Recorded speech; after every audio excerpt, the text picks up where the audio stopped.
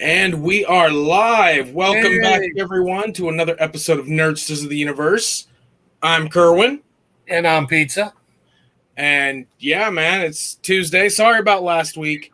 We got family coming to visit this month, and I've been trying to get my garage worked on, stuff out of it, so I can get vehicle in. I was hoping to have a spare bedroom built in there, but lumber prices way too high. And so last Tuesday or Wednesday morning, they were dropping off a 10-yard dumpster. It's not huge, but it's not your normal rollaway dumpster in my driveway, so I can chuck a lot of the crap out of the garage. So Tuesday night was me moving a couple cars out of the driveway, stuff like that. So because I had to work Wednesday morning, so that way when they did pull it in, there were no accidents. Didn't come home to any mirrors missing off vehicles because who knows how these people back stuff up sometimes. But I had it was a last minute. Oh crap! I can't. Sorry, Pizza. Can't do a live tonight. I got stuff I got to do. Yeah. So, but before we started the live, me and Pizza were talking. As you guys know, if you've been watching, we get Eagle Moss. Mm-hmm. So, well, I get Eagle Moss. I believe Pizza just said I do. Yeah, I restarted mine.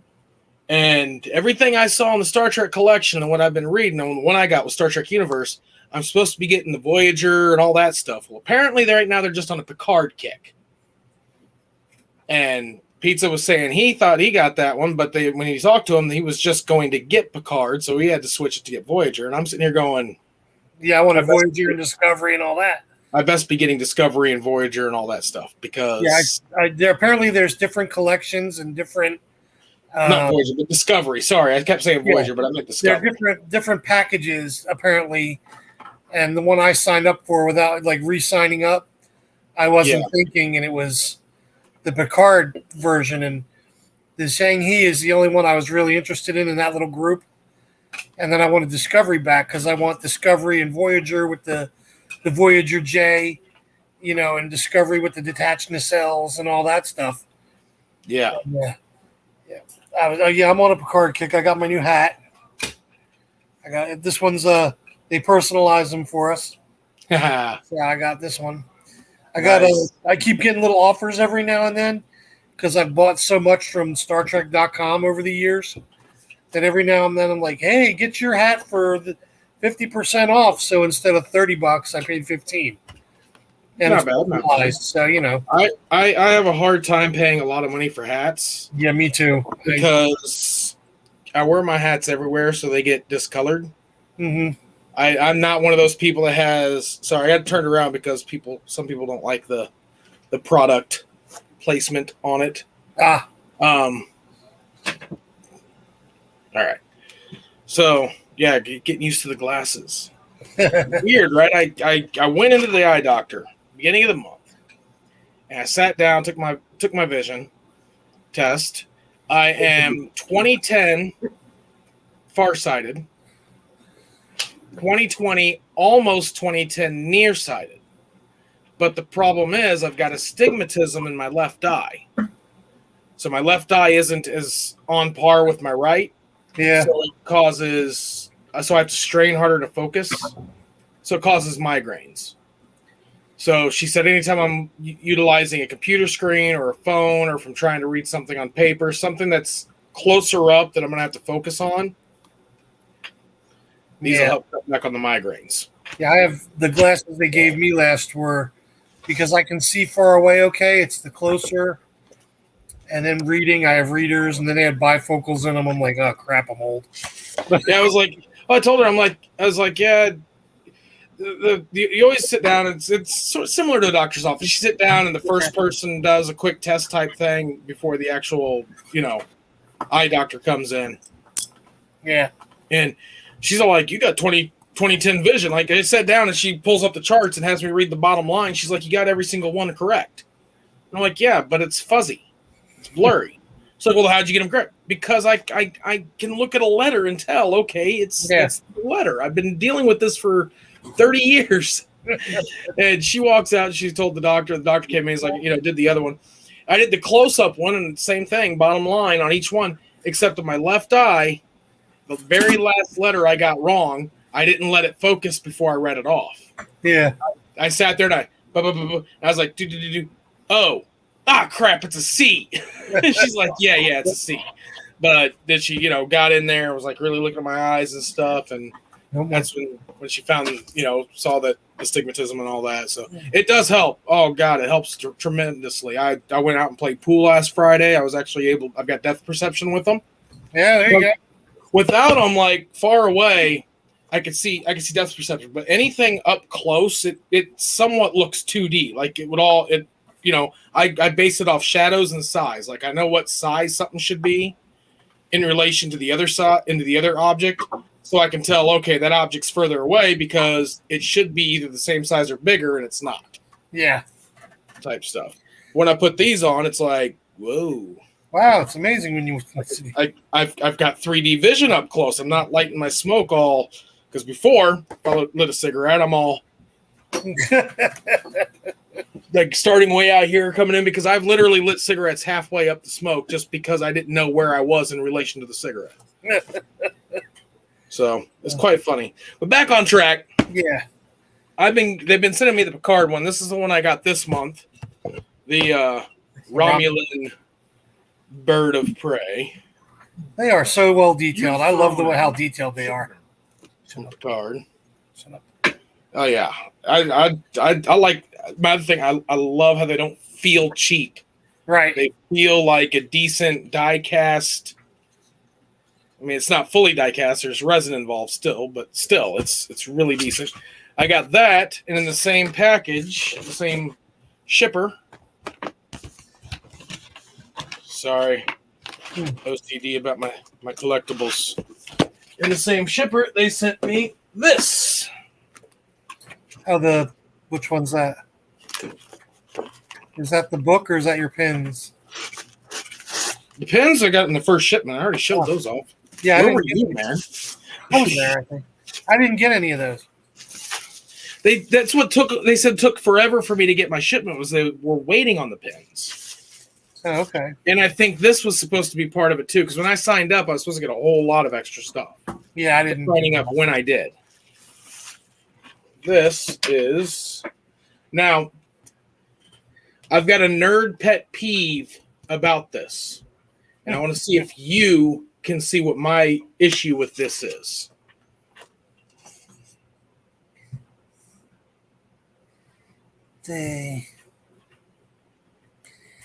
My pet peeve would have been that thing in the top corner. No, you can remove that. That's a plastic cover. Oh, okay. It's a protective cover. But can you read what it is? Sorry, I'm trying to hold the Speed of Light Club. Okay. The Cadet Jean-Luc Picard. Okay. For 100,000 kilometer per second. Flight in Starfleet. I can't. It's kind of like glary to me. You've read enough. What's my pet peeve about this plaque? Is it the Cadet Jean-Luc Picard?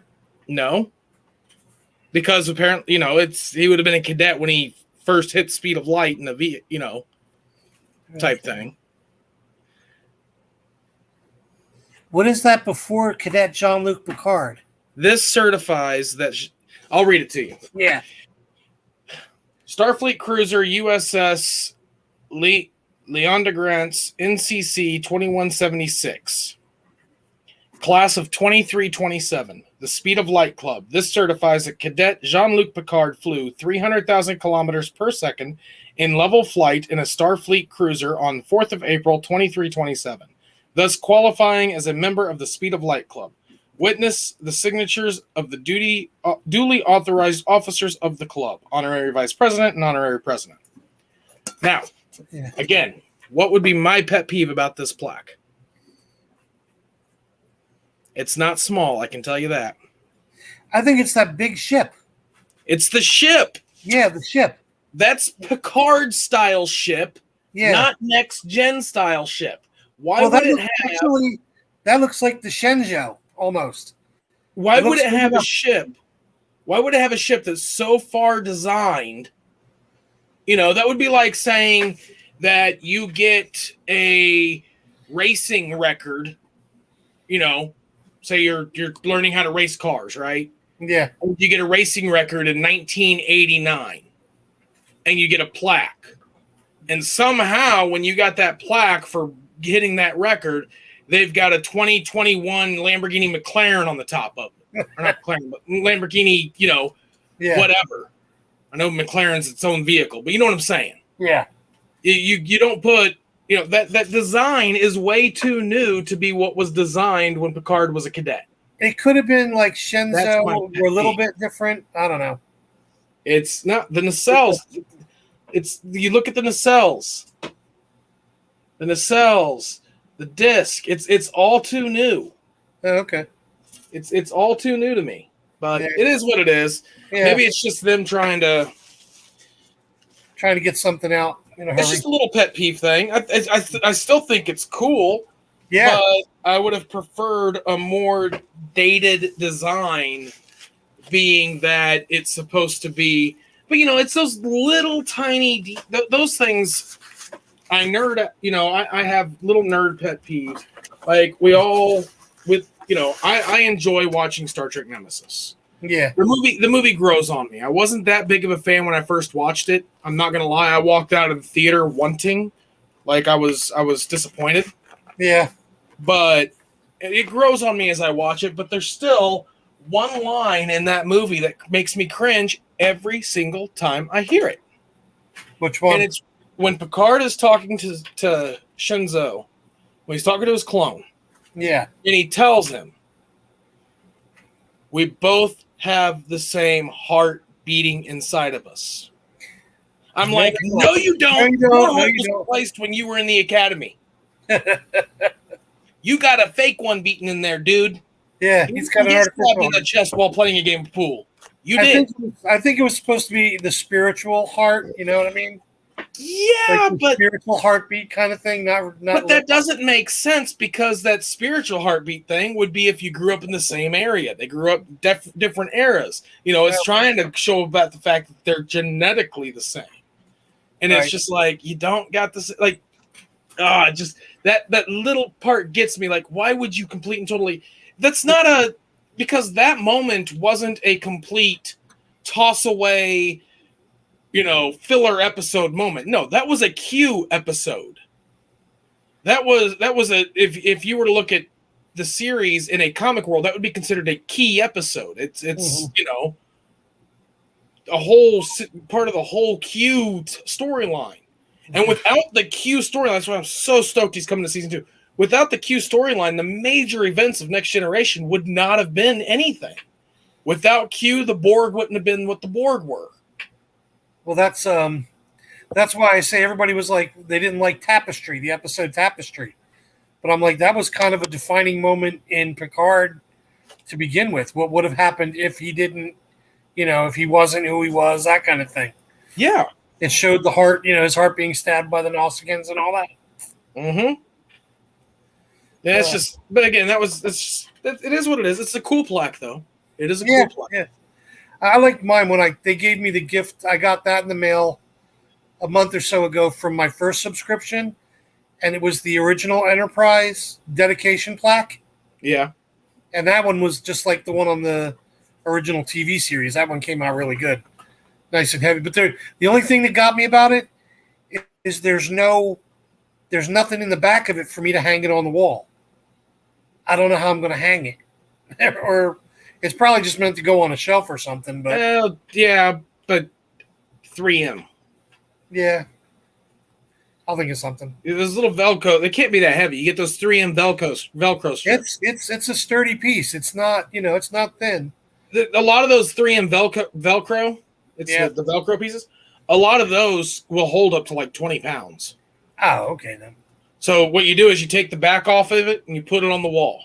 Yeah. And you do that to your two pieces, and then you take the front off, and then get your plaque, and then you stick it on there, and it's good. And then when you go to pull it off, you just pull it off. It pulls, undoes the Velcro. Yeah. And then it'll have that pull tab. So if you ever want to remove it, you want to remove it and take it off. You just pull it. It just pops it right off without leaving residue or tearing it up. Yeah, we did those. We did that stuff for our Christmas stockings one year. Put them on with that stuff. But Speaking of new nerd things, not to change genres, but I gave Matthew, my son, his birthday present a little early. His birthday is September 13th. It's actually after mine. But I kind of wanted to play with this too when he got it. But we found it at GameStop on clearance the other day. Ready? yeah, Here it comes. Oh, can we guess? That looks like Count Dooku's. This is Count Dooku's lightsaber. Yeah, I stopped at GameStop in our town, and all they had were Ventress, and they were like, "God!" They wanted me to cut off an arm and give him a nut. They have a Asajj Ventress, and they just got Darth somebody from one of the Knights of Ren, I think, is in there. But we've already been swinging this around. I've been playing with this. I don't doubt it, man. I don't doubt it. Those things are freaking sweet. It's got a good heft to it too, and it's like once I get stuff in order, and I'm gonna have once I get my man cave taken care of, I'm gonna start getting a lot more stuff like that. Like they don't have bad statues, and their prices aren't too bad either. Like $40-$50 a statue. I wait for the clearance because the ones I went in there that are on clearance right now, I missed the Emperor. His lightsaber, she said, sold out right away. They had Darth Sidious, the Emperor's lightsaber, and it sold out. I was cursing for a minute. I missed Plo Koon. His wasn't there either anymore. But they have a Asajj Ventress, but hers is Kit Fisto too. No, but it was because we had this conversation in the car. It was Kit Fisto's? Yeah. Okay, it was Kit Fisto's lightsaber, not Plo Koon. But Asajj Ventress is on clearance, but it's not as low. I was surprised. Count Dooku's was cheaper. And I was wondering why. I'm like, why would a major character like Count Dooku be cheaper than I will tell you why. And I am a believer in this as well. Yeah. Ventress would have been a better character to use than Dooku. Ventress is a better character than Dooku. I want more Ventress. I like Dooku's whole thing. He was like Jedi. He was Yoda's Padawan. He was Qui-Gon's master. So he was in the line. So yeah, but he seemed too stiff for me. I don't think they utilized him as well as they could have. No, exactly. They could have utilized him better. Yeah, but Christopher Lee, an amazing actor, and he played him beautifully. Yeah. But as a character, Dooku was stiff. When he was on, Christopher Lee's presence is amazing. Yeah, and the fact that he was able to somewhat hold his own against Yoda. And the fight against Obi-Wan and Anakin, complete and totally held his own against them too. Yeah, until the end. Yeah. Until the second obviously battle. But his showed that he is a character not to be trifled with. But the writing of his character didn't bring out that fear development. It didn't bring out that complete really type. Well, he seemed the character fell flat for me, and Ventress to me felt more interesting. Well, they haven't done really a live action Ventress yet, and I think a lot of the thing with Dooku is Christopher Lee was also in his 90s when he did these. I'm talking even when you look at the Clone Wars Dooku. Okay, I can see that. The animated Clone Wars Dooku. The character is still. I think they're trying to make him aloof, yet they could have lightened him up a bit. He's somewhat the Two-Face of the Sith of the Star Wars world, which is funny because he was Jedi, went Sith, type thing, but he still did not. To me, he didn't command that I am evil and you will fear me presence. It was more like. Does he even know what's going on? Yeah. Is he on the right side? Does he think he's on the right side and is on the wrong side? Does he want to be on the wrong side? And I don't mean think like, oh, what Palpatine's doing. No, did he literally think that maybe the Jedi were going bad? Type thing? Like, did he just buy into what Sidious was saying? and not understand. Like Darth Maul was a more interesting character than Dooku. I thought Darth Maul was killed way too easy and early. He was killed way too early. I think Dooku was a wasted character. He's dead. I think Dooku was a wasted character. I think having Dooku as a Jedi council member turned dark side was a wasted arc. I don't think it brought enough to the story that it should have, that it could have. Right. It just, part of it to me was like, it was sort of smack in the face of the Jedi Council too, because obviously Dooku had been working to go bad or something, but in episode 1, Darth Maul, the Sith are back. We're gonna ponder on this, and then episode 2 hits and it's like, we're still curious about the Sith. What about, like, you got a Jedi Council member that left? Yeah. Like, how can you, like, really? My thing with it was, they say there's always only 2 Siths. Only 2. There's only 2. But how many are we finding in all these different shows? Well, Sidious, Dooku, and Maul. Then there was, the key factor is there are always only 2 Sith, because the process for the rule of 2 is the only person that can declare you a Sith is the leader of the Sith. So, for example, when Sidious was the Sith Lord, he could only declare who a Sith actually is. People could use the dark side. Yeah. It would be like you could go out and you could use the Force for good, but you're not a Jedi unless the Jedi Council deem you a Jedi.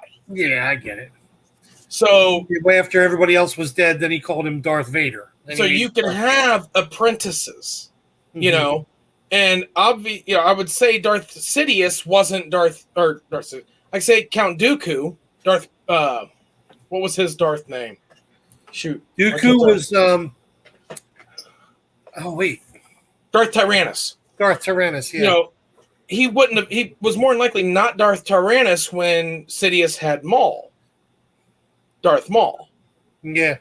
And so on. But yeah, you're going to get these other ones like Ventress and them come, because even as Vader and them are, apprentices, they're going to take on their own apprentice, because the thought is you're always striving to be the head. You're always striving. You're going to eventually topple the guy that you're an apprentice to, and you're going to want to take on an apprentice. You cannot give them the title of Sith. It's not in your ability. Right. So there are only 2, and then there'll be little minions. Yeah. So that's what were they? The Inquisitors in Rebels? Yeah. The ones that were flying around on the weird lightsabers and stuff? Yeah. Yeah, I wasn't crazy about that, but I liked the idea of Inquisitors. I honestly would have liked to have seen, personally, I would have liked to have seen some of the Inquisitors be turned Jedi apprentices. Not full Jedi, but turned Jedi apprentices. Yeah. In a sense of, instead of Anakin killing all of the younglings in the Jedi Temple, he kept some of them and trained them. You see what I'm saying? Yeah. I think there was an opening there for so much more. And I honestly would. I wouldn't have a problem with that. I mean, as people would call it, backpedaling, or what's a more common term people like to throw around. You know what I'm talking about, where they go in and they say one thing, and then when they make a new one, they go back and change it somewhat. Yeah, I know what you mean. I can't think of the official word, but yeah, I can't either. Yeah. Well, I mean, you can see there's always they're going back to it, because obviously Grogu, retcon. Yeah, Grogu made it out of the temple, obviously the child, and then oh my God, I love the theory that R2 saved him. Yeah. I don't know why I can never remember the guy's name. I am caught up on the Bad Batch now, just so we can, so we can go with that. But oh my God, Kanan? Kanan. Yeah, not the young Not the kid, but the kid was, the Jedi that trained him. Kanan was, he was older. And he escaped, obviously. So there's some out there. But yeah, I caught up. I made sure I got caught up. And it seems like the last episode was more a filler episode that I just watched. Yeah. Then I liked the two with Hera Sadula. Oh God, those were amazing. I like those two episodes. But this last one seemed like a little filler to me. Yeah, spoiler alert, guys. We're going to talk a little bit about the Bad Batch right now. So spoilers. Yeah. All right. So yes, this last one was somewhat of a filler. I completely agree. Mm-hmm. I also feel like it was one of those one of those stepping stones disguised as fillers. I think there was a couple of characters that are in there, and maybe something that could come back later. I don't think it's so much of the characters as something to come back later. I think what it is obviously they got a plan for the show. The question is, are they going to take it the way of Rebels and have them joining the Rebel Alliance in a sense and moving that way? Mm-hmm. Or is it going to be more, and then they tease that. They tease the bounty hunter direction.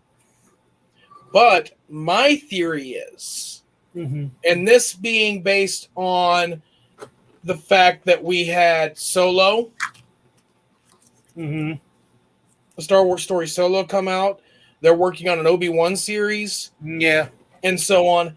I feel like this is a stepping stone disguised as a filler because, again, they've teased the whole help out the rebellion. They've teased the bounty hunter aspect. I think we're going the route of crime syndicates. I think that's the route they're going. They're gonna dive into the crime syndicate world and build more on that. Yeah, we'll have to see where that goes. Have you seen the teaser picture from The Mandalorian? I don't season know 2. They put out a screenshot of season 2 of Grogu being trained. You mean season 3? Yeah, season 3 of Grogu being trained. Is this a legitimate screenshot, or is this something like from We Got This Covered, where a friend of a friend of a friend of a friend who works for a friend of a friend? It was on some sort of fan picture. No, it was on a good website. I can't verify how true it is, but they're talking about they showed Grogu with a gold lightsaber, with a gold beam, like a gold blade. I'll take it for a grain of salt. Yeah, so I'm not real sure about that, but they said, how are we reacting to Grogu's lightsaber being gold like Rey's? Which I don't know how I'm going to go with, but because if Luke is training him, he should be either blue or green, Although Luke sort of trained Rey, and then Leia took over, but she ended up with a gold blade. I went through that whole thing in the encyclopedia, the Jedi Temple and the different color blades and all that, and I'm like, come on, man. I think they're going to end up retconning that. They might. I truly believe they're going to retcon it. Before, it was the good guys used red and blue, the bad guys used blue and green, the bad guys used red. Then it was since Dooku or Mace Windu got to have a purple one because Samuel L. Jackson wanted a purple one. So I feel. My thoughts, my feeling about it is they're going to retcon it, and instead of it being, whichever stone you collect makes that lightsaber, I think they're going to retcon it and have it be where your proficiency of your connection to the Force when you build that lightsaber decides what color that lightsaber is going to be. That's my feel of how they're going to do it. And it could work because it could say those who turn to the dark side are more proficient with the dark side, so they're going to have a red lightsaber. Those with the green side, depending on how far how much of the Force they use or how their connection to the Force is, would dictate what color they have. Mace Windu was freaking epic with the Force, so he got a purple one. And it could be one of those things to where if you're in the middle, if you can feel both sides, if you can channel both sides, at that time, then you could have a gold lightsaber. I feel that would be a good retcon to do. That's my thought. They have it listed in there as the reason the Sith have red is because their Kyber Killer crystal is synthetic, and that's the only color you'll get out of it. Like Which blue, the Darth Vader comic had blood involved and stuff like that. Yeah, see, when he had to turn the crystal red. Yeah, in the encyclopedia, it was, they said the blue, your lightsaber goes by your traits as a Jedi already. Like blue means, more justice and compassion. Green was this, purple was this. Because they gave Mara Jade, supposedly she had a purple lightsaber as well. So she was, the warrior, but, wise warrior, whatever. So they kind of, I've seen 2 different versions for lightsabers already. So we have to see which one they're going to go with. And they could go with whatever they want. Because, it's all, even then it was fan fiction. All those Star Trek and Star Wars encyclopedias were all fan fiction. Lucasfilms would hire someone, say, hey, make this. It would go in front of somebody. They'd approve it and let it go. Yeah. It was all, all this, the whole extended all the Star Wars extended universe stuff that's now not canon, but was. It's still all fan fiction. It's still someone who didn't make the originals writing stories out of their head. Yeah. That's fan fiction. All, people hate that I use that term because they've got it in their head. No, fan fiction is some geek on the computer typing up their own stuff. You do realize authors are just people typing, right? Yeah. Anyone can be an author if they can tell a good enough story. They don't have to be published. I was just wondering because I remember George Lucas said all the Star Wars novels and everything were considered canon. All of it's canon, yeah. And I don't know. He wanted it all canon because he wanted to own it all. Okay. See, the thought process on it. Yeah, the thought process on that is if you don't consider it canon, if you consider it its own little thing, then it can get out of your control.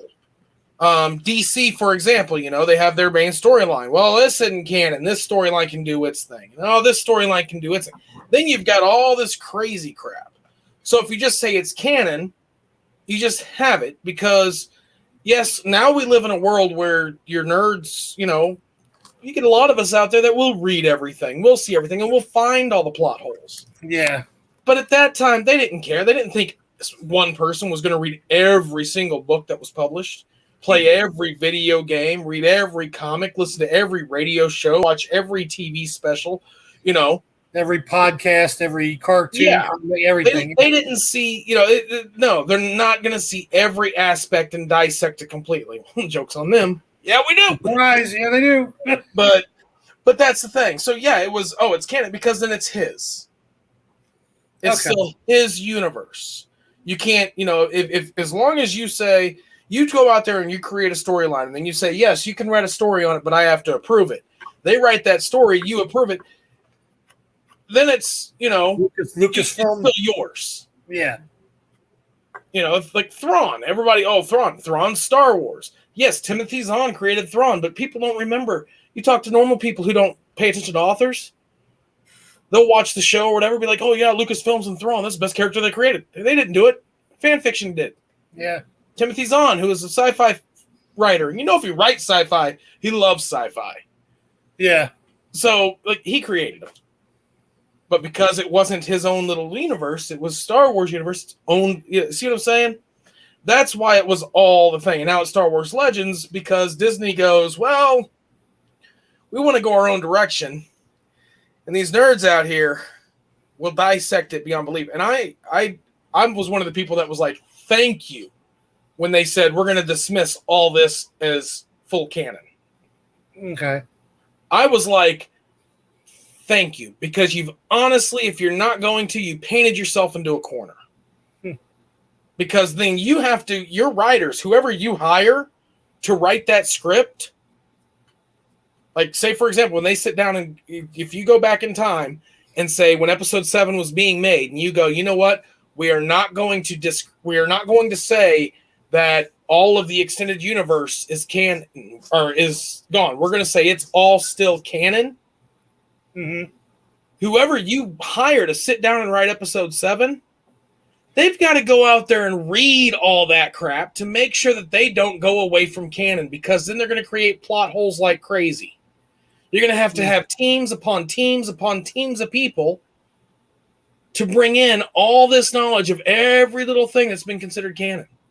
We can't do that. If they don't, every fan is going to go hardcore crazy on them. Yeah, you didn't do that right. If you turn around beforehand and say that's legends, that's word of mouth, that is not canon, then you can adapt what you want from it.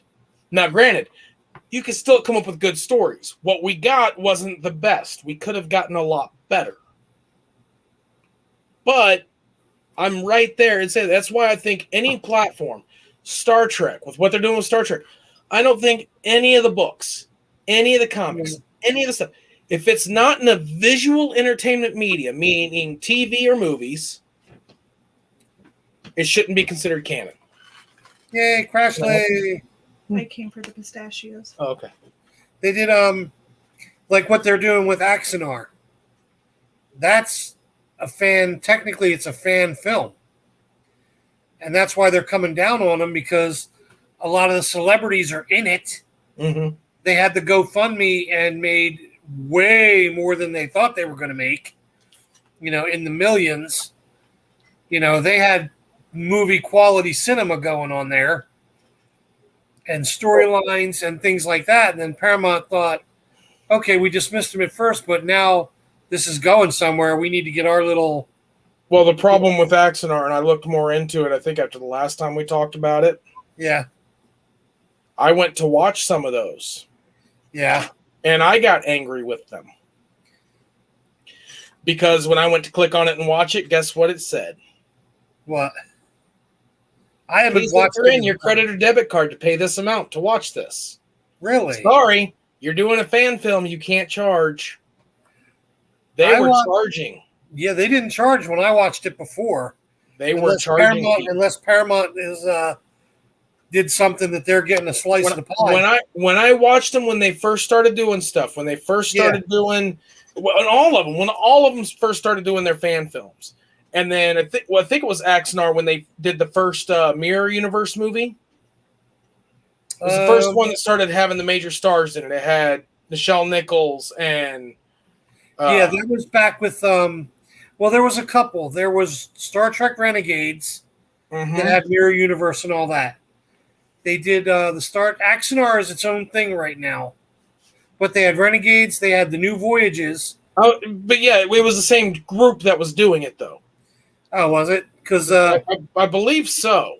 Because I think the New Voyages was free. New Voyages was by itself. Free. And there were three people out of New Voyage.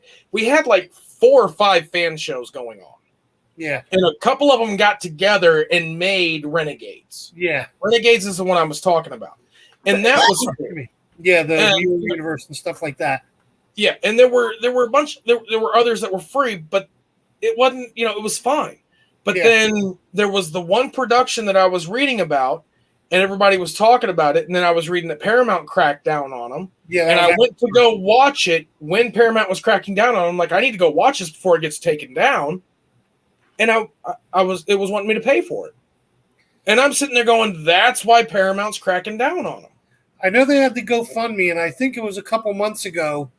Well, I saw Axanar update, and I watched as much of the episodes as were out, because that has like J.G. Hertzler in it. It had Richard Hatch in it. It may not be. When I was saying Axanar, I meant the group behind them. Oh, yeah, the group that's doing it, the producers and everything doing it. Axanar is the name of the show, isn't it? Yeah, it's called Star Trek Axanar. It's it's supposed to be the Klingon Wars before. Oh, see, before the Constitution classes. Okay, I haven't seen any of that show. Yeah, Richard Hatch is in that one. He plays the Klingon general. It's got like it follows what's his name? The one of Izar, Garth of Izar, is one of the main captains in it. And I know in the original series, he was the one that went nuts, and he was on the penal colony, and then at the end he was okay, whatever. But Yeah. it's supposed to be Fleet Captain Garth of Izar All right. and that group. But I know there was a bunch of them. There was I know the Renegades was one, and there was one even with that had to do with Charlie X coming back and changing things. The new That's the one. That one I watched. I did watch that one, and that one was pretty good. Yeah. But it was the one right after that, or maybe it was right before that. It was when Paramount was getting. It was right when Paramount, because a lot of the other groups started changing how they did it. Like they got rid of the Star Trek insignia. They stopped calling it Star Trek. Oh, look at that! Woohoo! Hey! Yeah. Look, man, look what we got, guys. What is that? Would it be get bombed? We got a spammer. And they're blocked. Did it show up blocked on you? I didn't see anything yet. I just saw. Oh, I'm gonna have to go. Let's see here. Let me open it up on message deleted. Yeah, I got message deleted here. Yep, I'm showing hidden and deleted. I blocked them. What is the point in doing all that? They're it's spamming. They're just jumping and spam. Kids wanting to have fun, causing problems. Either way, we got a spammer, dude. Hey, we're moving into the world. We got a spammer. I'm in there just so we have somebody to talk to. But no, when Paramount was doing that, I went in. They were wanting me to pay to watch it, and I'm like, now I see why Paramount's jumping on them. Somebody got ballsy. Well, I know they started. This has been going on for almost 5-6 years. Yeah, this was about 5 years ago. They did the Queen. We do have someone in here we could talk to. Yay, hello, Queen. I remember they said because they weren't just a low budget fan film anymore. Like it wasn't a bunch of kids in the garage doing fan films. This was like a major budget, major production, major talent and stars and things like that in it. The CGI, Well, when you do, and see, again, when you turn around and do a GoFundMe for it, if someone is getting paid to make that film, and that's the weird thing about copyright. If you go in, say you are a film editor, right? Yeah. And you get paid to edit a film. This person pays you to edit a film, and that film happens to be something that is copyrighted material, which anything that utilizes Star Trek IP is considered copyrighted material. Paramount should get a cut. They're not getting paid for that. So when you go in and you start doing a giant fundraiser and getting tons of money in, and then paying all these actors and all this crew and everything to make this Star Trek film, Paramount's not getting a cut of it. Whether the people are getting it back, whether they're charging for people to see it, and I was really surprised that the actors were taking the roles for pay. Like at first I thought they were volunteering. That's what I thought too. They volunteered. When I first watched Renegades, I thought that was completely on the volunteer sense. Like I could have swore I read an interview with Nichelle Nichols. Yeah. Where she said that she did it for fun. Yeah, that's what I thought they said. And then I started hearing that they were getting paid to do it. I'm like, no, they start getting paid to do it. They're getting paid to portray a character, and Paramount owns the rights to those characters, and Paramount's not getting a cut of that money. Paramount's going to get upset. And there's opportunity for extreme legal action on a huge scale for each individual actor. Because, I mean, and people be like, well, when the company pays them, when Paramount pays them to play the actor, they're not getting cut that. Yeah, they are. They're getting a cut when it releases to the public. Yeah, when you're paying that's what I think they got mad about, because their GoFundMe was in the millions, money-wise. Yeah. And Paramount was like, here's our, start putting something there, Yeah, and they had every right to. Oh, yeah, they were definitely in That would be like it'd be like you writing a book, creating a character in a world, and some dude starts a GoFundMe to make a movie on it and gets paid millions of dollars. You don't know how much money out of that GoFundMe he's paying the people. Oh, we got another He may scammer. make $10 million to make the movie. Oh, we got another one.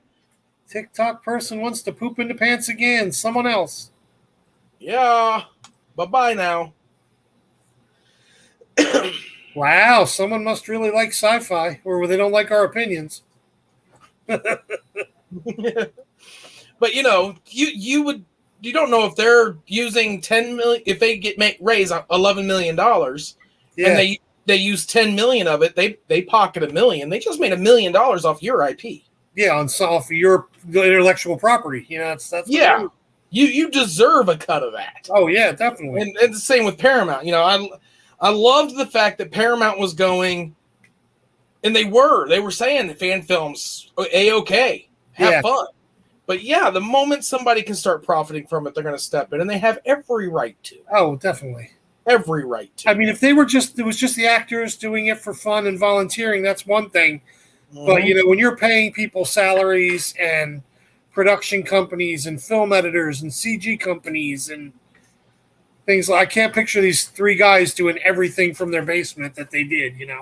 My main thing is, why didn't Paramount just go up and be like, okay, you got the funding, well, you're good, let's go. Yeah, start kicking. Start a contract. We come to an agreement. We don't, you have to shut it down. They were in court for a while. That's my thought, is they could, boom, hire them, make movies, win-win. Yeah. Which I did read that their main focus on the new Star Trek movie is still with Kelvin versus Kirk crew. Yeah, I heard them say something about Kelvinverse, but I thought they were somehow supposed to tie it to the other one again. I've been reading different things. Exactly. So here's my fingers crossed. Paramount, I had your back right now. You heard me have your back on that whole conversation, right? We all do. Mirrorverse. The new Star Trek Kelvin. Come on. I want Mirror Kirk versus Kelvin Kirk.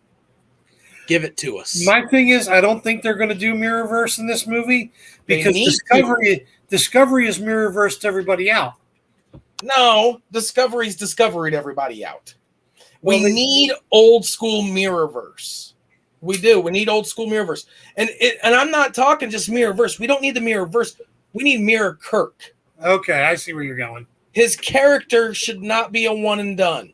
We need Mirror Kirk. And I want to see Kelvin versus Kirk. I want to see that actor play Mirror Captain Kirk, play that character from the original series head to head with his version of Captain Kirk. Okay. It would be the Kelvin versus Wrath of Khan. I don't know yet. It would bring in the aspect showing, Spock's character was a shoehorn to say this is a continuation. To bring in Spock type thing. Right? Yeah. It was like a shoehorn thing to be like, yeah,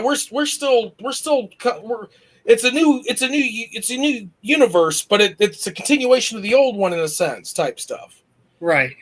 And Discovery brought in a little bit more of connecting it in their latest season with a couple little mentions. But if they were to bring in Mirror Kirk as the villain, one, you could have one of the best villains in Star Trek history. To have a more developed Mirror Captain Kirk would be one of the best villains in Star Trek history. And two, you're doing exactly what Wrath of Khan did. One of the things that made Wrath of Khan such a staple of a movie and so amazing is it brought that familiarity and that story from the original series. It wasn't just another adventure in space with this crew. It was, oh crap, the stuff that happened to them 30 years ago has caught up with them. You go back and watch Space Seed, it wasn't the greatest episode. No, it was just Khan was a throwaway character. Yeah, they kind of developed. That's what I liked about it. It wasn't just a continuation. They gave him all those years to build up and what his character became. Exactly. That was what was good about it. Exactly. And when you look at the way that Kelvin universe is, we would more than likely be towards the end of the 5-year mission. If you look at time-wise, they could have it, or it could be a little bit further. I mean, we could be getting closer to, Star Trek the Motion Picture time frame. Because it's been 11, 12 years since the 5-year mission started. Yeah, it's been 12 years. It was 2009. So, so at that point, and if you say the mirror universe happened within, what was it, season 2? Yeah, Mirror Mirror was season 2. So you're looking 10 years after the fact.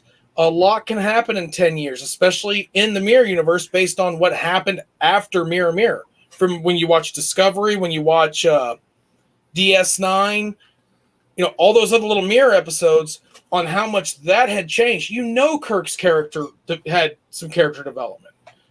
I know that with Deep Space Nine, it was like when the Federation was already taken over and everything by then, by the Cardassian Klingon Empire. So it would have to be somewhere in, obviously before that. Well, yeah, it would be like 10 years. You could just say it's 10 years after Mirror Mirror. There you go. 10 years after the events of Mirror Mirror started toppling the structure of the mirror universe. Where did Kirk go? And the whole, the thought is there. Like, he lost his status. Yeah. He lost everything based on that one incident. So he would have animosity. He would want revenge. And then to try to fight his way back into the other universe and instead get stuck in this Kelvin universe, not knowing that it's a different universe because he wasn't in the Prime universe for very long. Get stuck in this Kelvin universe. It just, and at the same time, he could have a lot more in common with Kelvin's Kirk. You could see how that would go. Because, he would have more, I feel like he would have more in common with Kelvin's Kirk than he would with Prime Kirk. Like, yeah, there's a lot more that went on with Kirk in the Kelvin universe. Maybe his dad died when he was a kid too. Maybe, we could dive more into the psyche and the history of Mirror Kirk, and there might be some parallels there, because if you remember when the Star Trek movie came out, there were so many fan theories going, this is going to actually be Mirror Kirk. It's the beginning of the Mirror universe. Hollow Queen wrote, okay, we're doing the Star Trek multiverse. we're copying Marvel now all of a sudden. Well, the Star Trek multiverse has been there. Yeah, they kind of do different, the multiverse. It's been there. Did Voyager have a multiverse? See, I never saw anything Mirror or anything like that on Voyager. I know Next Generation had one, didn't they? Was there a mirror universe on Next Gen? I don't think there was. All right, so we've only had Deep Space Nine did it, and the original series, Deep Space Nine, and Enterprise. Yeah, and Enterprise, and obviously Discovery. Yeah, and Discovery pooped that out. But I was just curious. I wanted to see them do something with Gary Mitchell. Like from the original pilot with Shatner. I wanted to see Gary Mitchell. A lot of people want to see Gary Mitchell. Okay, Next Generation didn't do an episode on the Mirror Universe, but they did a series of comics. IDW Publishing did a series of comics. Yeah, I saw those, the comic ones. They just did those. Yeah, that's what's wrong with it, though, because the Federation had already fallen before the Next Gen. That's why it kind of, like you said, the multiverse out of canon, whatever they want to do. Yeah, and I mean, heck, even Kirk's book, or whether he wrote them or ghostwrote them, the trilogy that Kirk had written as a sequel to Generations had the Mirror Universe in it. Had Mirror Universe Kirk come back. So, I mean, I don't know. I please, Paramount, you're listening, or whoever, listen. We want this, okay? And if Paramount, you're listening, Warner Brothers, you better be listening too. I know I've heard the rumors. I heard you signed Michael Keaton on for 3 DC films, okay? Flash is going to be one of them. You got him on for 2 more. Well, The fact that he said that in the other two he's not playing Batman, he better be playing Bruce Wayne. So that means you might be bringing us some Batman Beyond movies. That And would be good. I can live with some Batman Beyond Batman movies. Beyond. You know what you've done? If you've created the fact that you're going to do some Batman Beyond movies, Warner Brothers, and you're bringing out my inner fandom by going, yes, please, yes, thank you for Michael Keaton and Batman Beyond. If you do it, you also need to get out there right now and sign on Christopher Lloyd to play Mr. Freeze. Yeah, Robbie collects the action figures, Yeah. and we got his Batman Beyond figure. Walmart made me mad the other day. I went in there and I looked on the shelf, and they had the resin statue from Batman the Animated Series where Batman's throwing the grappler hook out. Yeah. And on the shelf, and it's $30. I was like, sweet. Picked it up, put it in the cart.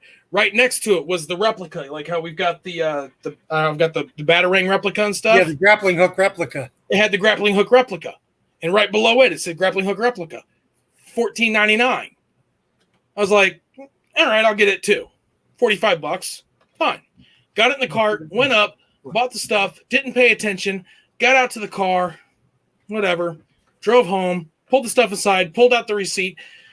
Yeah, they sold the replica was like 25 and the statue was 60.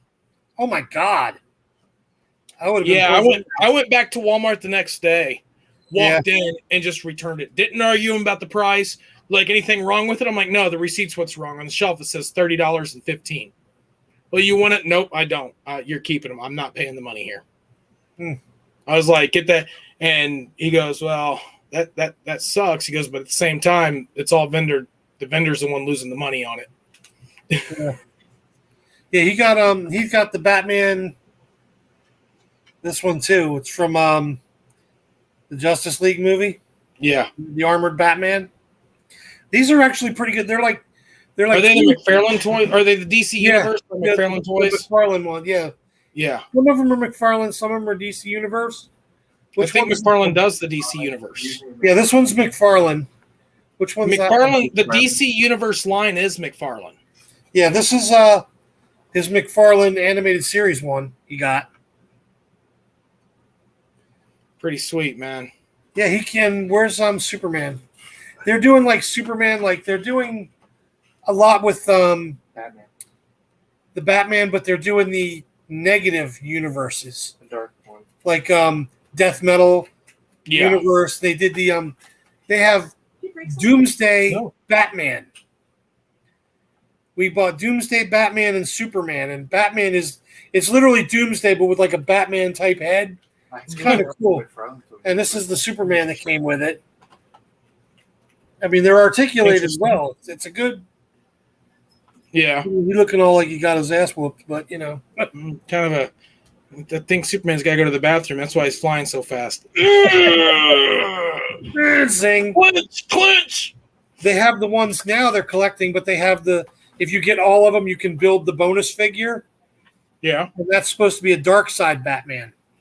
Well, that's the second one. The first one they did was Batman Last Night on Earth, and the build-a-figure was Bane. Oh, okay. So they're doing this is a second series. The first one was a Bane figure you could build. The Last Night on Earth Bane or Batman. Bane. And now they're doing the Dark Side Batman as the bonus Why figure. did no one put this back? I was holding it. Relax. Why was someone count? Dark side. That reminds me a lot of the Marvel What If. Like that seems like it would be a DC version. Yeah. Like, I mean, I honestly would read a DC What If comic of what if Bane was Batman. That's the Elseworlds. I love those. Well, the Elseworlds were more of a. The Elseworlds were more of a take other fictional writings of history, and put DC characters in those. Well, they did the one where I don't think Jungle Book was actually. no, well they did Jungle Book was in Elseworlds, but they did they did the one where what if Clark Kent was raised by the Waynes? Superman was found by the Waynes. And then I don't remember that one. Yeah, I have that one too. It was Super Batman. He was dressed like Batman, but he had Superman's powers. Good Lord. And they had the pirate Batman I liked, the cowboy Batman. They did like different scenarios with it. They did a few. I mean, the They did Wars Jungle were Book cool. Superman. Yeah, they did the Jungle Book Superman. They did a Catwoman where she was I forget which one they stuck her in, but yeah, they did quite a few. I have a good selection of them downstairs. I'm wanting to build I've been slowly trying to work on building my comics up, but I had to hold back the reins on spending for a little bit on them because, man, you start down that rabbit hole. Yeah, I got a silver pass to buy. Yeah. Oh, I did get. I've got a connection right now, a comic connection. He's got a large assortment that he's going to let me go through before he starts selling them. Put them in auction. I was working one day and he called me up and he's like, "Yeah, man," he found me a 1976 Superman glass. Okay. And he's like, "Yeah, man, I found this. He's like, I bought a bunch of stuff to sell, and this was in it. And I know you're into that stuff. You want it?" I'm like, "Heck yeah, I want it." He's like, "All right, cool. I'll put it here in the auction house for you." Oh, I also put some comic books out there that I'm selling Friday night if you want to look through them. I went out there to look through them, and right there on top was the first appearance of White Vision. West Coast Avengers, first appearance of White Vision. I mean, it's mid-grade book. And, they were hot when WandaVision came out, but then because it hasn't shown that he's coming back, there hasn't been any announcement that Paul Bettany's coming back to the MCU, all this stuff. They turned around, that price dropped right back down. But I'm just like, I've never done this with anything that was showing up in the auction. But at that moment, I looked at the auctioneer, I looked at my boss, and I'm like, "Hey, if he calls me back and says, yes, do you mind if I buy a couple of these comic books off of him before the auction?" And he's like, "I don't care. I'm not going to get much out of it." He only makes a certain percentage. So it sells in the auction, stuff like that. Well, let me see. So I called him up and I'm like, "Dude, I want this book." He's like, "Yeah, whatever, That's my little buddy. So he, does that. He did that, and he's like, "You know what?" He's like, "I got a whole bunch of them. I'll let you see them one of these days. Sometime soon I'll gather them up, and you can go through them before I put more of them out." Yeah. And I was like, "I need to." Did the auction do like an all-in-one type thing? Did the auction with the Kryptonite Rock go already? Oh, it's live right now. Oh, It's not done, but I'm keeping an eye on that Kryptonite Rock for you, Pizza. I hadn't told you about it because I was going to try to get it for you. If whatever it goes for, if it goes for a decent price, let me know.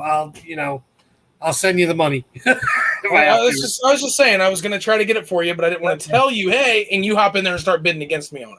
All right, yeah, I probably wouldn't get to do it because as much as I want it, I'm trying to make sure we get the silver pass for the Star Trek convention. Yeah, I really want to do that. I'm ready to go with that, man. You have no idea. I was in GameStop the other day too, and I found an armorer figure of the armorer from the Mandalorian, and I was going to grab it. I thought, all right, it's going to be an autograph figure on a shelf by itself somewhere with other figures, but my autographs are all pictures. So I'm thinking stuff. Holy crap! Well, this is not. That's a. Oh, my son. We were talking about the McFarlane Toys ones, and he just brought everything down. Well, no, speaking of some toys, Pizza, did you get your son? Does your son have the Ultraman Mego? Yeah, he's got both of them, Ultra 7 and Ultraman. Okay. Yeah, okay. Got them. The Walmart not by me had the Ultra 7 Ultraman, so that's why I was curious. No. Where's Crashly? She's in the other room. Because here's one of the figures.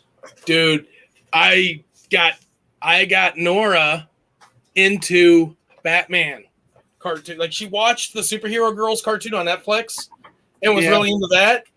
But I started watching Batman the Animated Series. Oh, like Max. I was like, I'll just put that on. And she's sitting there watching it, asking questions and this and that. And who's that? Or why is this? I'm like, yes! And then I was like, crap. And Ashley goes, what? And I'm like, I probably won't be able to sell my collection now. I might have a kid that's interested in it when I get older. Yeah, right. Here's the Doomsday Batman I was talking about. Yeah. Yeah, I'm not a fan. Yeah, I just thought it was an interesting concept, but it is an interesting concept, but yeah, it came with one. We got the toys are excellent shape. Right, this is Arkham Knight Batman. I will say McFarlane Toys does a good job. Oh, they've always done an amazing job. Even the feet, I was surprised. Even the feet articulate. Yep. I was surprised at that. The rest are that's all McFarlane. I can show the rest of my toys. Though. We'll get to that one coming.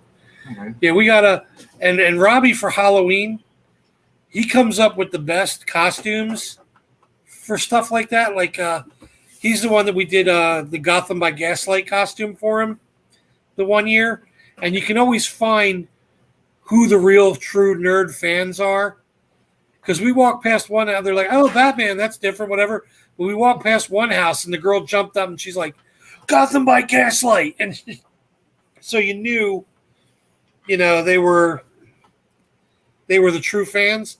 This year, he wants to do the '66 Batman, but the beach one with the yellow Hawaiian bathing suit shorts on, the Surf's Up Batman for Halloween. Yeah. Which I think would be a fun costume to do. It does sound fun. Yeah, Halloween. It can get expensive here. I hate the way our pharmaceuticals do things as far as that goes. Not to get in any far talk with that, but yeah, it's just like one of the things. Nora's medication, right? Nora's medication. The pharmacy gets mad at us every time. I've put them in. They finally have enough notes in the system to understand. But it took a few months for them to get the actual notes in there, because I'd walk in and then they'd have to go into the system and redo it all over again. And it's just I'd go in, they'd be like, "Oh, it's ready," or "It's not ready." I would have to wait 20-30 minutes for them to refill the script or to fill the script differently, because the doctor would call it in, and then they'd run it through the insurance, and the insurance would require a specific type. When we turn around and we pay because we have to have well, not anymore. We're not going to get penalized now, but we were getting penalized if we didn't have health insurance. So we had the health insurance, and so we already pay $400 or $500 every 2 weeks for health insurance. Oh, Boba Fett. And then the insurance, and then you go in, and the insurance company tells the pharmacy, no, that needs to be name brand. So Nora's medication, because it was supposed to be name brand, her medication under the insurance, because it was all they were going to do after what they covered, was going to be about $230 a month. Holy crap. So what I did is I went ahead and was like, yeah, that's not going to work. How much is it without insurance on generic? Yeah. And they're like, $140 a month. I was like, okay, what's the generic called again? Yeah. Pulled up my phone, pulled up GoodRx, typed in that generic information, clicked the pharmacy I was standing in. I was like, use this code. Yeah. $30 a month. There you go. What the insurance would have us would make us pay $230 a month to pay for going through them. I leave them out of it completely and just have it filled using a GoodRx coupon for $30 a month. Oh boy, it's insane. See, yeah, I never had to really deal with that too much. I watched my Val's mother do it, but I got, the VA from retired Navy. I get that the free. My meds and everything are free, and the kids have the government meds and stuff too. Because Matthew's on his, autism and all his ADHD and everything else, his meds every month, Val's meds, Hannah's meds, everybody's meds. So it's either $1 or free for us. So we're good. Ashley gets on to me all the time. She's like, if your back's in pain or whatever, go to the doctor. She's like, that's what we have medical insurance for. I'm like, no, we got medical insurance because we're supposed to have it. I'm not going to turn around and go pay a doctor $80 to $100 for them to tell me to take some Tylenol or ibuprofen, or give me a script that's going to cost me another $80 or $100, and they're not going to do anything about it. Fix the problem, or I'll live with it. And they can't fix the problem. They talk about surgeries. I'm not having back surgery in my 30s. Sorry, guys, not going to happen. If it's not going to fix the problem, I don't take my car to a mechanic for him to give me a can of Fix-A-Flat and put it in my tire and drive off. Yeah. You take it to the mechanic to fix it. And this people go to the doctor. Oh, go to the doctor. Oh, it's a cold. Here, go home and take Tylenol. You didn't do anything but tell me it was a cold and to take Tylenol. I'm not going to pay you. I'm sorry. That's my mentality of it. If I go get my hair cut and they do a horrible job or don't do what they're supposed to do, I'm not going to pay them. If I go to a restaurant and eat and my food comes back all nasty and undercooked or with problems in it, I'm not going to pay them. So why should I have to pay a doctor hundreds of dollars for them to tell me to take Tylenol? Yeah, being in healthcare myself, it's kind of hard. I mean, when I've spoken to a lot of people that have had back surgery, I've known a lot of people that have had back surgery, especially in your 30s. They all say, I would have never did it. I would have never done it. You know, it's back surgery is a tricky one, and there's a lot. I mean, I got lucky with the healthcare thing, but I don't go to the doctor unless I'm dying, but now I have to go once a month because the diabetic thing. Well, and your arm, and that's the situation. If it was at a point, I've been to the doctor, or I went to the doctor with allergic reactions, and stuff like that. But so many times they're like, "Oh, you need to go to the doctor. You need to go to the doctor," and it's like, no, I'll do the call. Our insurance has free teledoc. I'll do that. I'll stare at the camera and tell the doc what's going on, and then they're like, "Well, we can't prescribe you anything." That's fine. My doctor wouldn't have done it anyway. Yeah. Well, not my doctor, but whatever I go to. Ashley's doctor is really good. I've met him taking Nora into him, and I've met him when Ashley's gone into him. I set up an appointment to go in there just so I could go in there anytime because you have to go through that initial appointment. Yeah. I set up an appointment like 3 years ago.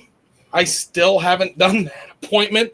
I don't go to the doctor.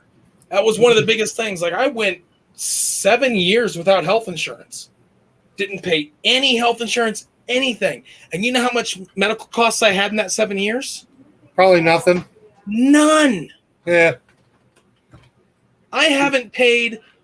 I've paid in medical costs for myself in the past 3 years that we've had insurance, that I've been on Ashley's insurance. In the past 3 years, if I didn't have insurance, my costs would have been about $300 if I didn't have insurance.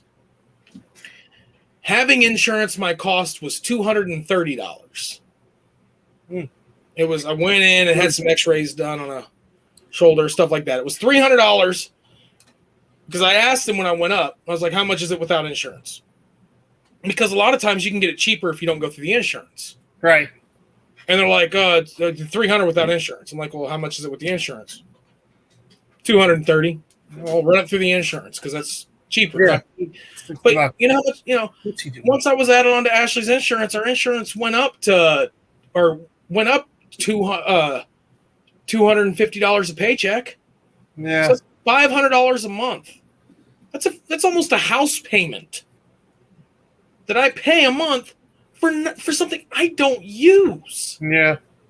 If I were to save that money over the last 3 years, $500 a month, that's $6,000 a year, 3 years, $18,000. If I were to, if you break your leg, you don't want that. If I break my leg, would $18,000 cover the x-rays and the cast? Nah, probably not. Doctor's fees, x-rays, they get you they get us by. Oh, they do. They get you like crazy. Well, it's a rough cycle here because healthcare is expensive because the doctor's insurance is expensive because people sue like crazy. It's like a very vicious circle. They have to make up for what, the people they used to follow people down the hallway. Like people would follow and look for doctors or whatever, ask them a question. And if the doctor said, hey, you probably need to sign into the ER and get seen. Well, then they'd sue that person for, they refused me treatment. They told me to go check it over here. It's like for all the frivolous lawsuits are why our healthcare sucks the way it is. Yeah. And Holoqueen with the insurance companies. Yeah, insurance is what. But Holoqueen with the doctor's note to go back to work, that's just kind of covering the people that, covering the companies that are losing the work. But I like that we have urgent cares up here, and my insurance will cover the urgent care. Yeah, I hate the whole health note to get back to work too. I only ever needed one if it was more than so many days. Like with the kids, if they're out of school for more than 3 days, you have to have a doctor's note to get them back in as to why they were out for 3 days. Quinn, the question is, again, I don't want to go down this road. Yeah. But where is healthcare free? Is the question. It's costing somebody something. Yeah, and who, and not really free, but it's free to the people. Yeah, I mean it's free to me, I guess, unless I work. I mean, I don't know. I don't know how Canada's taxes are anymore. I know 12 years ago, Target. Sorry, I said the company, but the company I worked for was opening stores in Canada. And they were looking for management. And I was in management at the time. And they were looking for management for people to go up there and work. And I was like, ooh, I could do that. And so they brought me all the information. And I told them no. Because the documents they showed me, and when I filled it all out, it was this whole thing of filling it out, and it was on the computer and stuff, and because it was emailed to me, and I sat down and did all that. It would show me what my take home would be after taxes. And yeah, I was getting like a $10,000 or $15,000 a year raise based on what I was making at the time. But after taxes, I was losing $3,000 a year. I was like, no, I'm not. Why, getting that raise was like, yeah, I will relocate my family, go through all that hassle, be far away from home, probably hate it because I like to be where I'm at type thing. For an extra $15,000 a year, provide good. But to do that for $3,000 a year less was like, ugh. And somebody mentioned, the healthcare stuff like that. Even with the kids at the time, I didn't have $3,000 in medical costs. Yeah, I mean, this was before the Affordable Care Act. Before the Affordable Care Act, it was amazing. I had me and 3 other people on my insurance, and it cost a total of like $130 every 2 weeks for 5 people, and it was all copay. You had to go to the doctor; it was $10. You had to go to the urgent care; that was $15. You went to the ER; it was $75. Boom, that was it. Medicines were all generic prices, $4 per script. Yeah, all of it. Yeah, I mean, taxes are kind of a hard thing to go by because, I mean, federal taxes are one thing, but taxes vary so much, even by the city you're in, the county you're in. There's county taxes. Like where I'm at in Bristol is literally Philadelphia. The city of Philadelphia city limits are about 15 minutes down the road from me, not even. And now as soon as you cross into Philadelphia, they're zapping you on wage tax. You try to buy a soda in Philadelphia, there's a sugar tax. Like a 20-ounce bottle of soda where I am right now is $1.89 just for a bottle of soda to drink, whatever. Mm-hmm. You go into the city of Philadelphia, it's almost $4 for one bottle of soda. I've got a gas station on my way to work, but because it goes through town, there's numerous gas stations on the way to work, right? Yeah. There's one of them that's inside of the city limits. Yep. A pack of smokes there is $1 to $1.50 more than anywhere else because of the extra tax. Yeah. And I refuse to not only not buy smokes there, I refuse to even stop at that gas station. Yeah, it's like that all around here. You can tell the gas stations that are in town. You can tell the ones that are closer to the main highway, like 95 goes right by us, 13 is right there, and it's ridiculous. Unless you find a little mom and pop shop, I mean, I don't smoke. I've never smoked, so I really don't. I don't understand I can see the struggle you guys, the smokers, do. Like my dad, I used to buy cigarettes for my dad for him when he'd send me to the store, 50 cents a pack. When they went up to 55 cents, he had a conniption. I remember throwing a flip when they went up to $2 a pack back in 2004, 2003, 2004. Now they're like $5, $6 a pack, and I'm like, nope. Up here, they're $750. If I can't find a pack of smokes for $4, I ain't buying it. I'll Robbie buy the works, T-pose that are sitting on the counter because they're going bad type thing. yeah, Robbie doesn't. Robbie works at the supermarket here in town, and the cheap cigarettes, like generic whatever, in the supermarket here are $7.50 a Yeah, pack. nope. Like Marlboros or whatever, I think are almost $10 a pack. $9.50. $9.50, he That's said. insane. Well, see, and the question, Hello Queen, you said they pay roughly about the same in taxes. That was one thing that was weird because I tried to put in, like, I put in all the same information at the time, and that's the other thing. I don't pay taxes. I pay taxes when I go to the store. I pay tax, but income taxes, I don't pay. We have income tax taken out of our check monthly, but when we sit down and fill out the tax forms, we got 3 kids that live here. All that gets tossed right back at us. Yeah, we give it back. And Like, you really technically don't pay taxes. They steal taxes from you. They jack you. Yeah, but what I'm saying is when you add it together, like what we've paid in, what we get back more than what was paid in because we got kids. Yeah, my refund is quite a bit more, I think, than what I paid in over the year. Which because Heliqueen's like quick fix. Heliqueen, it is a fix. There is a fix to that. It's called quit smoking, but it is not a quick fix. There. We're gonna have to.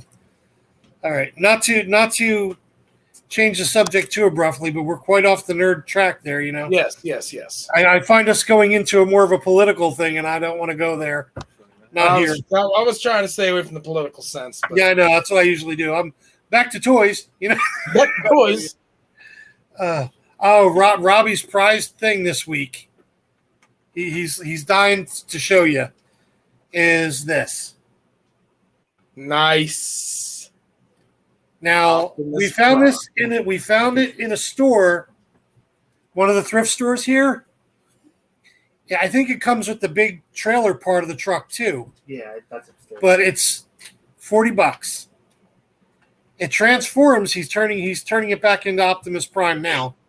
But that's one of the places that I'm going to take you while you're up here, either before or after the convention. These thrift stores. The guy just got a whole new comic book section in the one thrift store. And I was like shaking going past it. I'm like, trying just to get past where the kids. Oh, Spawns. Where did we see the? Oh, we were in GameStop, and we saw some Spawn figures. Yes, GameStop has some Spawn figures. They have a female Mandarin Spawn. No, it's just a normal Spawn, but and then they had a male one too. They had 2 versions of it. Well, a Mandarin Spawn and one looked female. No, the other one was the Spawn from Mortal Kombat, but it was just a different color. Oh, I don't know. But I saw the clown, the one John Leguizamo played in the movie, the Violator. They had one of those figures. Like my buddy Wade has a whole bunch of Spawn section too. So Spawn's picking back up, and I'm wanting to rebuild my collection. I got a long way to go, and there's a lot of money that's going to have to be invested in it in the end. But I will eventually have my Spawns. Sorry, Crashly. We're going to take him to the comic store, and the toy store, and the thrift store while we're here. Sorry, not sorry. Although for Val, I think in the last week and a half, I think I've spent almost as much as a silver pass for the convention on her. Or at least we're at least halfway there. Because I just bought her one tonight that's a pre-order. Speaking of some things that I wanted to talk about tonight, but someone said they're holding off on watching them, so it's going to be a spoiler-free talk. I want to talk about Masters of the Universe. I'm trying to build myself up to that because I watched it passing in the 80s because I was a little older. Like it would be on and it would come on after one of my shows because I'd get home from, work or school or whatever, and I would watch Star Blazers immediately when that was on. Yeah. And then He-Man came on after it, the Masters of the Universe. And I'd watch it then, and, I saw the Goofy Christmas show and all that, and everybody's, from what I'm hearing, and I usually don't like to go by what everyone else says, I'm not really feeling this new Masters of the Universe yet. I've heard Kevin Smith got in trouble or is being sued even, some kind of legal action, for putting out a major spoiler in Masters of the Universe. I haven't read anything about him being sued for it. They're working on season 2, actually. Episodes 5 or 6 through 10 are supposed to come out next month, and Smith's already working on season 2. I heard him. I just heard this, as a matter of fact, today when we did it.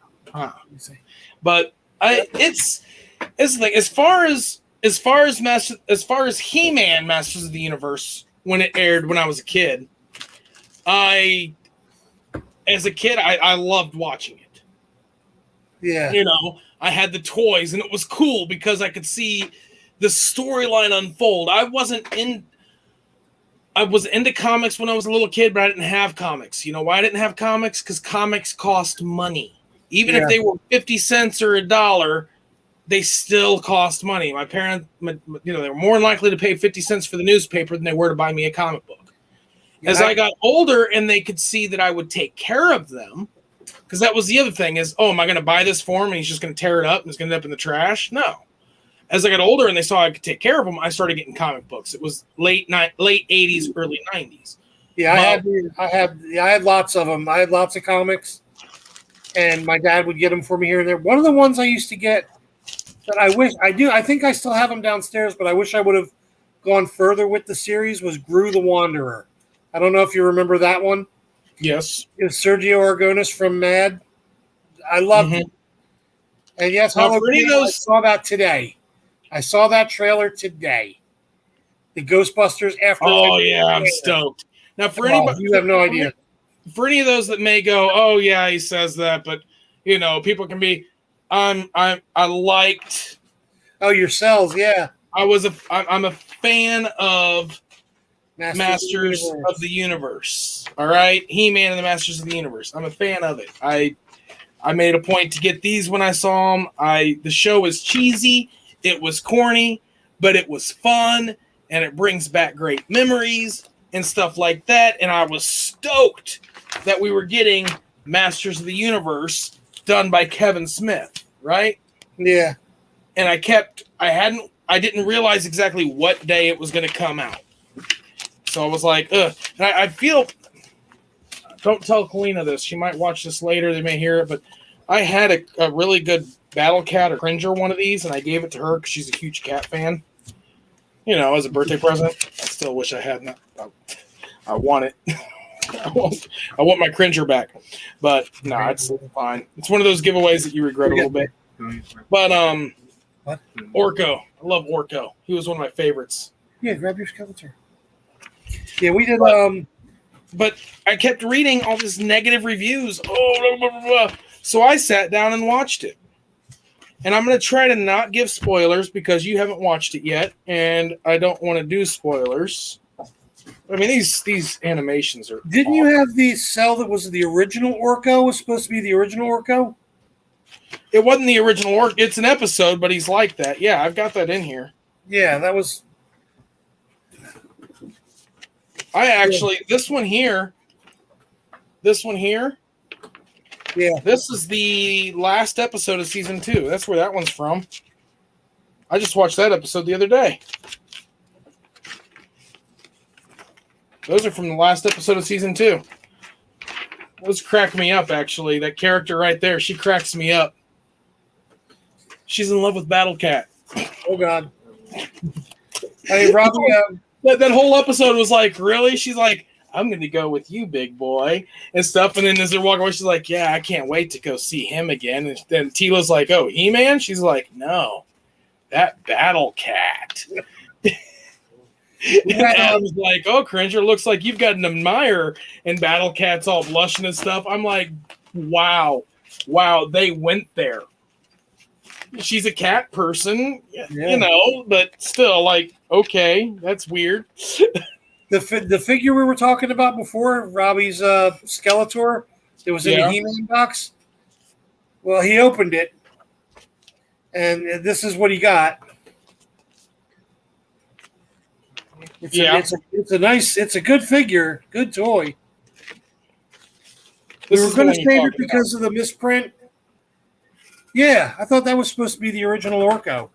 No, that was just a different character. See, the toys came out before all this. This was to sell the toys. I remember this episode too. I can't remember which season this one was from. Yeah, I don't remember. I love these freaking cells, man.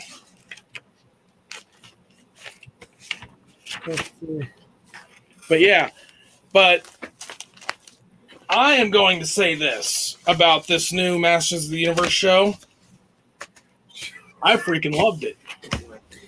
I'm probably gonna bring myself to watch it eventually, but it's like one of those things you have to build yourself up for it. No, it's something you have to build yourself up Yeah, for. that's me. I have to. I didn't have to build myself up for it because I loved it. And everything everyone's complaining about, and I'll give you some spoilers, but it's just so you're not I'm fine. so I'm people- fine with spoilers. so people aren't completely dumbfounded. Is it when you see it on there, does it say He-Man and the Masters of the Universe like the old one said? No, it just says Masters of the Universe. Exactly. So if it's not He-Man and the Masters of the Universe, is it going to be a remake of the original show of just He-Man going around and Tila being like, "Oh no, maybe I can do it or maybe I can't," or "Hey He-Man, let's do." No. It's Masters of the Universe. Other characters are going to be in the spotlight. I wanted that. But everybody sees Masters of the Universe, and the first thing you're thinking of is He-Man. Yeah, because He-Man. because it was always He-Man and the Masters of the Universe. Well, But the world doesn't revolve around He-Man. oh no, What? no, I can't believe you said that. The world doesn't revolve around He-Man wasn't my favorite character. Orko was. Really? Orko was always my favorite character out of all. He was my favorite toy. It was cool because you could sit him down, put the thing in, spin it, and he'd spin around. Orko was always awesome. To me, He-Man was just He-Man. My thing back then was still the Battlestar Galactica. Those the original toys then. Yeah, With the yes. Cylons and all that stuff. Sarah Michelle Gellar does play the voice of Tila. And it does focus on Tila, and I love the direction they took her character because I'm going to say it right now. The show itself, and I know that woke world, whatever. I don't want to sound woke or anything in this, but He-Man as a show was a very misogynistic show. Oh, of course. It was the 80s. It was, Extremely, it had strong female characters, but none of them were leads. It was always this or that, and it was very, and it was and that's what everybody's complaining about. Oh, it followed Tila. Might as well just brought in She-Ra. Come on. The 80s when these things came out, it was the age of the Swedish Bikini Team and Arnold Schwarzenegger and Stallone movies. Well, not just that. It was to advertise a toy line directed towards boys. Right. They weren't marketing it towards girls. No, so that's why they came out with She-Ra later. Yeah. And so that's the whole point it was to market toys. Now it's not to market toys. The toys are already out. Now it's character development and going with it. It's actually more marketed to, hey, let's get them old nostalgic guys and girls to watch the show because they'll be like, oh, glory days, and start watching the show. Yeah, and I mean, I enjoyed it. It was fun for me. So many people have an issue with it, but I don't know. I see where they're coming from. If you go and you sit down and you're like, I just want to watch He-Man beat up Skeletor, don't watch it because it's not called He-Man. The mentality of it is it's He-Man and the Masters of the Universe going, He-Man's not the only one. There are others. And this is Masters of the Universe, so it's highlighting the other characters. Yeah, when I heard the spoiler that was supposedly leaked, that Kevin Smith supposedly leaked, I don't know how he did it. I was given the I saw the thing today and I'm like, now wait a minute, how are they going to have that show? But the way you're saying Masters of the Universe, okay, I can see where it would go, but I think you're going to piss off a lot of fans. I think I know what you're talking about. But, yeah. Well, okay, let's do a spoiler alert. All right. Hello, Queen, spoiler alert. If you Spoilers, haven't had anybody spoiler doesn't alert, she watch said she's it. pretty spoiler-proof too, didn't she? I think so. So, But- spoiler alert. Yeah. Alert. In Yes, Fall- He-Man dies in the first episode. Yeah, in the first episode of the show. Yeah. How- He-Man sacrifices himself in the first episode of the show. Skeletor finally makes his way into Castle Grayskull. And it's not something in Castle Grayskull he wants. It's a magic orb that actually houses all the magic that feeds to Eternia. Okay. And he's trying to get it. And He-Man's trying to defeat him. And Skeletor tricks He-Man into stabbing him with the sword. But Skeletor's standing in front of the case that houses the magic. So the sword was the only thing that could let it loose. It starts letting loose, and Skeletor's trying to absorb it. Well, it could destroy Eternia. So He-Man goes, no. He's like, I can use the sword. He goes, I can use the sword to absorb the power, to absorb the magic, so it doesn't destroy Eternia and kill people. So he does that. But in doing so, it kills both him and Skeletor. Trazodone. Okay, because that's what I didn't understand when they said that today. I'm like, how are you going to kill He-Man and still have a show that's going to interest anyone? It interested me. It kills both him and Skeletor. Now, if you remember watching the original show, Teela was the only one in the group that didn't know Adam was He-Man. And it was like, really? Are you stupid? It's just a costume change. He's not even wearing glasses. Yeah, right. And I love the animation of this because it actually made Adam not look like He-Man. Okay. The original show, it looked like him, but I mean, that was because the toy looked like him, but it was because they used the same mold for the toy, just different colors. Yeah. But it's like, oh, yeah. Is there anyone else out here with a brown mullet haircut? Yeah. His blonde. Adam was here. Now there's a guy without a shirt on with the same haircut that looks exactly like him. That's not Adam at all. But blonde mullet locks with bangs, man. Come on, dude. So what it boiled down to was he dies. They go back to the palace. They're telling the king and queen, and the king's like, "Oh no, He-Man's dead." And the queen just starts sobbing, and she looks at him and goes, "That's Adam." And the king's like, "Wait, what?" Like Prince Adam was our son was He-Man. And Teela just goes off. Like, no, like you all seriously knew this and I didn't know it type thing. And she just leaves. And that's how the episode ends. She's like, I'm done with you guys. And then episode 2 picks up. It's been a few years. She's been off doing her own thing. But because the sword absorbed the magic but vanished when He-Man and Skeletor died, Eternia's collapsing. Magic's going away. So she has to go on a journey to find the two halves of the sword. And if you remember anything of old He-Man, there were two halves. There was like a half that Skeletor used to have, or there was like a purple half and an orange half type thing at one point. And they had a toy line where they were two halves and they clicked together to make the sword.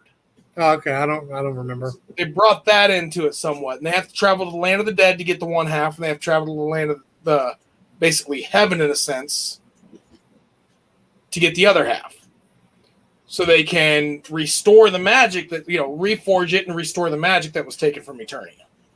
What about the sorceress? Didn't she have anything to do with any of this? What, the Evil Lynn?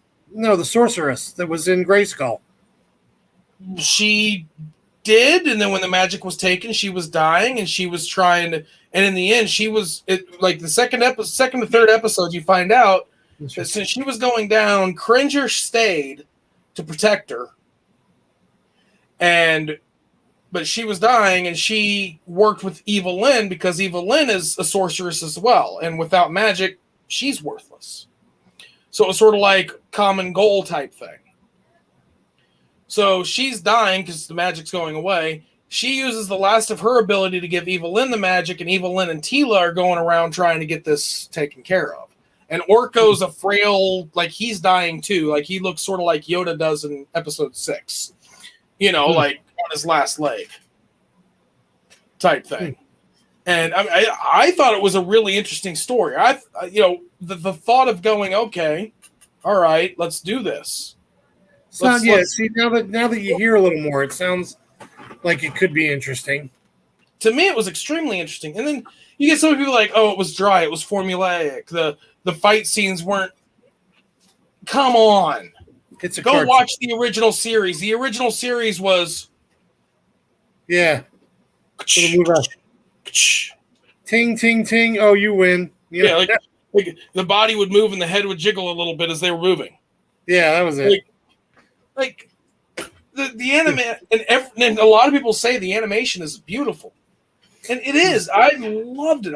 I thought it was great. I thought it was a great idea. I thought it was a great, Come on, focus. Oh, excuse me. Focus. Yeah, whatever. Other lights come on. There we go. There you go. I thought it was a great concept. This concept of what would happen. And it was like somebody sat down and said, what would happen if He-Man died? And it wasn't like they just killed him in something stupid like pushing him off a cliff. No, he dies sacrificing himself, saving the world. Right? So that was awesome. I'll have to check it out. So it's a mentality. And, and come on, really? Think about it. People are mad at Kevin Smith because he was only teasing He-Man and giving no. Well, I can still give some more. I can still give some more spoilers. You guys want to know? You guys want to know how episode 5 ends? Fans because they didn't like his show. Oh, I'm sorry. So he's being What? rude to people. One more time, Robbie was talking to me on the side here about it. You He guys, looked up the Kevin Smith thing. you guys want to know how episode 5 ends? How? Well, like I said, they had to go to the land of they had to basically go to hell to get one half of the sword. They had to go to heaven and get the other half of the sword. Yeah. So they did it. They reforge it, and they're going back. Well, guess who tags along with them from heaven? He-Man? He-Man? Prince Adam. Yeah, he figures. They go Okay. back.